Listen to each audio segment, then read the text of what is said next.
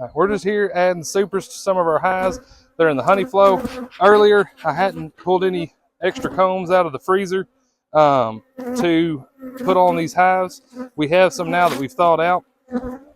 And so what I did, because of that, is I just put this one that had just been started on, and if you look down here, there's no queen excluder. And I did that so that the bees would move up, because this is mostly just foundations. They worked on this frame a little bit, and there's no queen on this frame. And then they worked on this frame a little bit. And you can see they're just drawing some honey, but there's no queen here, there's no eggs. And that's the only little bit of comb we've got so far in this upper kind of super form. So I think what we're going to do is I'm just going to go and split the boxes right now. I'm going to move it over to here. And you can see here's our bigger hive. And they're starting to work on drawing some of the new foundations out from where we split them earlier.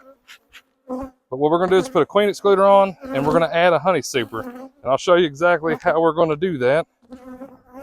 And I prefer these metal excluders if I can get them. So all we're going to do for right now, so that these bees can start working on these combs right away, I'm going to take the full drawn comb, set it right under the excluder, and then I'm going to take and put this one that they've started to work on as far as with the combs that are just beginning to be drawn right above it. I think since they're already generally committed to this box, they'll keep working on this box, and then I think what will happen is they'll fill this up and continue to draw this one out. And then we should hopefully keep our queen in the bottom box. And we're going to keep looking to see if there's any more that might need something or added a few more supers so that we can go ahead and get all the comb we have on the hives and then start working on getting some new combs drawn out. Thank you. Stay tuned. We'll touch back in. All right, so what we got going on here, we had some foundations that we had put down on the below, and we have some just straight combs that we had drawn out at top. Now that everything's drawn out, we're going to try to get our 10 frame boxes down to 9 frames. This is a 9 frame spacer tool that we're going to use to help us accomplish that. So all we're going to do, we're going to pop this out, which is one of our combs that we don't need in this box anymore. But eventually these bees are going to go ahead and get a third box. It's going to be this box. And then what we'll do, we'll start kind of loosely getting them spaced to make it a little easier for me, kind of breaking that propolis free. And why do we take them down to 9? Because whenever the bees ultimately end up finished drawing this comb out and storing honey, it will be a fatter comb, and it's much easier on us to uncap it and extract honey. I've also read and I understand that a 9 frame box will hold more honey than a 10 frame box. So if we can get more honey in the box, as well as we can make our drawn combs go farther this way, as well as we makes it easier on us whenever it comes time to process. To me, that's just multiple win-win situation. So if you saw what I did is I took that and I sprayed it or ran it through, and it has evenly spread all of my combs to where I now have an evenly spaced 9 frame super. And the bees will finish working on that for me. Now what we're going to do on this next one, we're going to do kind of the same thing. Now there's no bees in this box, so I'm going to go ahead and smoke them a little bit. And I'm going to smoke my wife. She's very attracted to me right now for some reason. Get you a good little smoking. Thank you.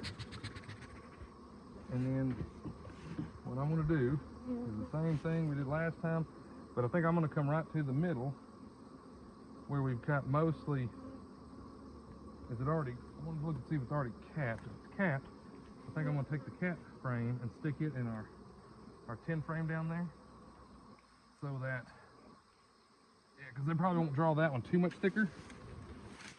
What we're going to do is we're just going to take it. All right, so what we've done is just what we said. The comb are cut off so you didn't catch all of it, but I took that frame, put it in the dead center of here so that the bees will move up and draw this comb out. I'm going to take and get these spread out to 9 frames. I think they'll draw most of them out like I'm hoping. They may not do all of them because they're capping quite a bit of this already, which is okay. I'm not going to grab too much about capped honey in my supers. What we'll do is, we'll, like I said, kind of get them partially spaced out again, just like what we did with the other box. I'm kind of breaking the propolis with my hive tool so they're easier to slide. And then from there, I just take this, I line up the gaps, push down, and that takes care of that one. Push it this way.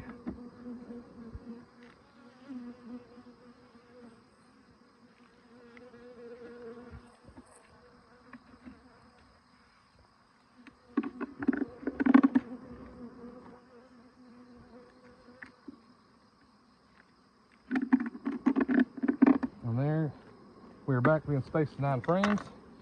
And I always have liked having a gap whenever I'm trying to go draw comb honey.